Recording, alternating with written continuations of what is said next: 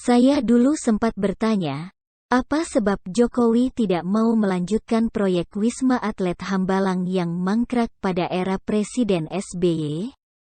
Bukankah mudah baginya untuk menyulap itu menjadi barang yang berguna? Padahal untuk membuat proyek yang luar biasa saja dia bisa. Kenapa untuk hanya melanjutkan dari pondasi yang sudah ada dia tidak mau? Berjalan waktu akhirnya saya sadar, ternyata bukan masalah tidak mau, melainkan tidak mampu. Lebih tepatnya tidak mampu untuk saat ini. Kenapa? Pertama, sebenarnya SBY dan partainya ini bukanlah pihak yang kita harapkan dapat membangun negeri ini dengan sebaik-baiknya. Terbukti dengan kekuasaan selama 10 tahun mereka tidak bisa mengangkat harkat hidup dan ekonomi rakyat. Tidak ada pembangunan yang spesial dan signifikan yang terjadi di era SBY. Malah yang ada bangunan dan proyek mangkrak seperti Wisma Atlet itu. Ini ditambah lagi dengan kebijakan-kebijakan mereka yang cenderung manis di muka, tapi sebenarnya jeratan berat bagi bangsa ini. Ingat bagaimana akhirnya kebijakan subsidi bahan bakar minyak yang sejatinya hanya membakar uang pinjaman? Padahal manfaatnya buat rakyat kecil minim sekali. Rakyat kecil menggunakan BBM hanya untuk keperluan dapur. Paling juga untuk sedikit keperluan motor dan mobil yang tidak seberapa. Kalaupun disubsidi, nilainya menjadi kecil sekali. Tapi, bagi orang kaya, itu menjadi sangat menguntungkan.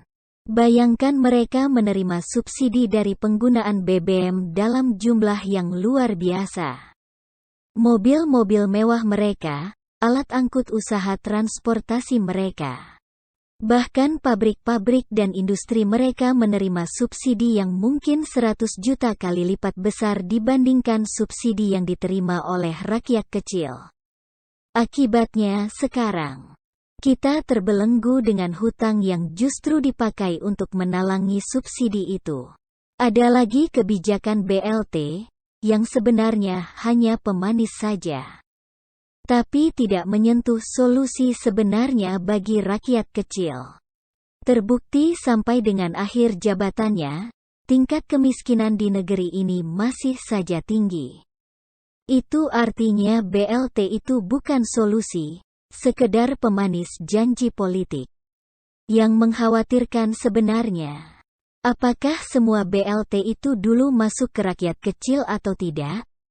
Tidak ada yang bisa memastikannya.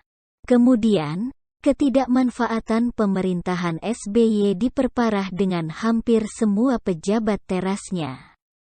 Yang masuk dalam lingkaran elit partai, menjalankan praktek korupsi secara terang-terangan dan menjijikkan. Besar sekali nilai uang yang mereka korupsi, dari banyak proyek dan dari banyak aspek. Mereka saling bekerja sama menggarong uang negara dengan kekuatan kekuasaan yang sedang berada di tangan mereka. Ini kita belum membahas bagaimana kebijakan mereka atas pembiaran kerugian negara yang terjadi di Freeport, Chevron, Blok Mahakam. Kalau kita bahas ini semua, serius, mungkin sebagian kita menjadi tidak selera makan. Begitu besar niat pembiaran mereka untuk mengeruk keuntungan untuk pribadi dan kelompoknya, dan tega membiarkan negara ini tidak mendapatkan apa-apa. Dari itu semua, saya kira Jokowi tidak mampu dulu mengambil alih proyek mangkrak Wisma Atlet Hambalang.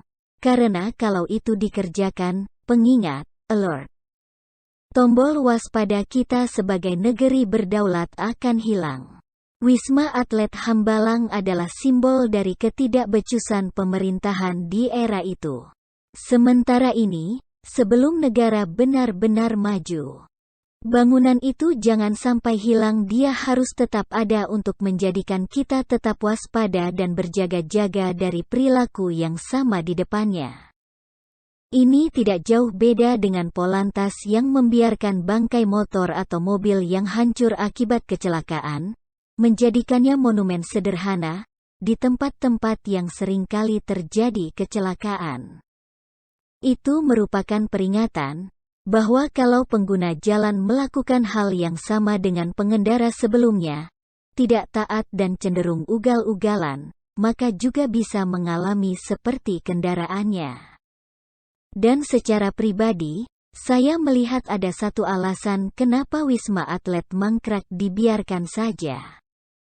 Pada dasarnya partai yang menaungi SBY ini banyak anggotanya yang tidak mengindahkan nilai-nilai kemanusiaan.